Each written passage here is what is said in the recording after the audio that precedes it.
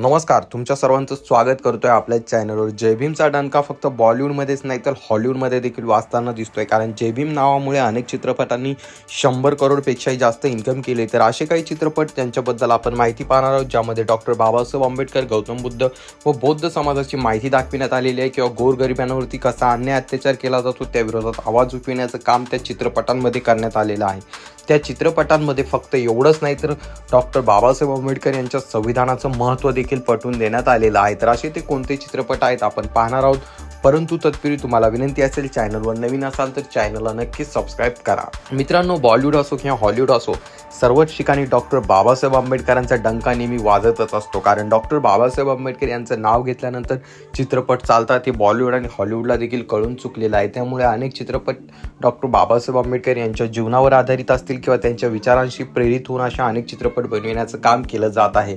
तर आज आपण अशाच काही चित्रपटांबद्दल माहिती पाहणार आहोत। तर मित्रांनो, यामध्ये सर्वात नंबर 1 ला चित्रपट येतो काला। या चित्रपटामध्ये मुख्य भूमिका जी आहे रजनीकांत यांनी निभावली होती। रजनीकांत यांनी या चित्रपटामध्ये मुख्य भूमिका निभावत गोरगरिबांसाठी आवाज उठविण्याचं काम त्यांनी केलं होतं, आणि हा चित्रपट बनवित असताना चित्रपट बनविणाऱ्याने आहे यामध्ये डॉक्टर बाबासाहेब आंबेडकर यांचे भरपूर असे सीन घेतलेले आहेत। भिंतीवरती डॉक्टर बाबासाहेब आंबेडकर यांचे फोटो दाखविण्याचं काम असेल किंवा त्याचसोबत डॉक्टर बाबासाहेब आंबेडकर यांचे विचार दाखविण्याचं काम त्यांनी या चित्रपटात केले, आणि अनेक सीन बुद्धविहारासमोर देखील घेण्यात आलेले आहे। त्यामुळे या चित्रपटामध्ये डॉक्टर बाबासाहेब आंबेडकर यांचे विचार दाखविण्याचं काम तर केलंच गेलं, परंतु त्याचसोबत गोरगरीब लोकांवरती राजकारणी अन्याय अत्याचार कसे करतात आणि त्यांना जे थांबविण्याचं काम आपलं भारतीय संविधान कशा प्रकारे करू शकते ही माहिती या चित्रपटात दाखविण्यात आलेली आहे।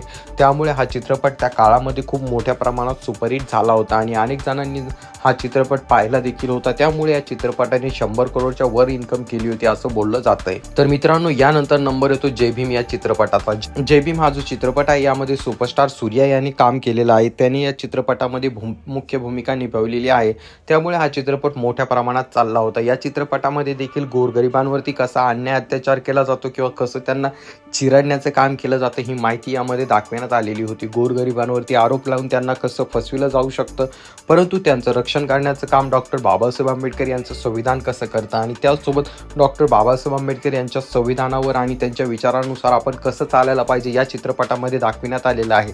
हा चित्रपट जेव्हा संपतो तेव्हा या चित्रपटाच्या शेवटला जे आहे डॉक्टर बाबासाहेब आंबेडकर यांचा एक फोटो दाखविण्यात आलेला असतो, ज्यामध्ये ते एक वृत्तपत्र वाचत असतात, आणि त्यासमोर एक आबाल अशी कन्या असते, आणि ती देखील एक हातामध्ये पुस्तक घेऊन ती वाचण्याचा प्रयत्न करत असते। डॉक्टर बाबासाहेब आंबेडकर यांचे विचार कसे छोट्या डिटेल्समध्ये यामध्ये मांडण्यात आले त्या चित्रपटातून आपल्याला पाहायला मिळतं, आणि त्यासोबत यामध्ये आपली भारतीय न्यायव्यवस्था जी आहे ती कशी गोरगरिबांना न्याय मिळवून देऊ शकते जर डॉक्टर बाबासाहेब आंबेडकर यांच्या विचारांवरती चालली, तर ही माहिती या चित्रपटात दाखविण्याचं काम केलेलं आहे। तर मित्रांनो, यानंतर नंबर येतो थंगलान या चित्रपटाचा।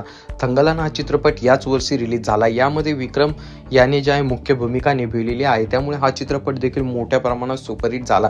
हा चित्रपट अगोदर हिंदीमध्ये प्रदर्शित झाला नव्हता, परंतु अखेर आंबेडकरवाद्यांचा मोठा विजय झाला, आणि हा चित्रपट आता महाराष्ट्रामध्ये हिंदीमध्ये प्रदर्शित करण्यात आलेला आहे। त्यामुळे या चित्रपटाचा पुन्हा एकदा मोठ्या प्रमाणात डंका वाजताना दिसत आहे। तुम्हाला सांगू इच्छितो, हा चित्रपट जेव्हा रिलीज झाला त्यानंतर अवघ्या काही दिवसातच 100 करोडचा आकडा या चित्रपटाने पार पडला, आणि हा जो चित्रपट आहे फक्त भारतातच नाही तर संपूर्ण जगामध्ये चाललेला आहे। या चित्रपटामध्ये काय दाखविण्यात आलेलं आहे, तर या चित्रपटामध्ये KGF ची रिअल स्टोरी दाखविण्यात आलेली आहे। KGF हा चित्रपट तुम्ही पाहिला असेल, पण ती रिअल स्टोरी नव्हती। त्या उलट थंगलानमध्ये KGF ची रिअल स्टोरी दाखविण्यात आलेली आहे। यामध्ये सोना आहे, गौतम बुद्ध आहे, गौतम बुद्धांचा धम्मा आहे, हे संपूर्ण असं ते समीकरण मांडून हा चित्रपट बनविण्यात आलेला आहे।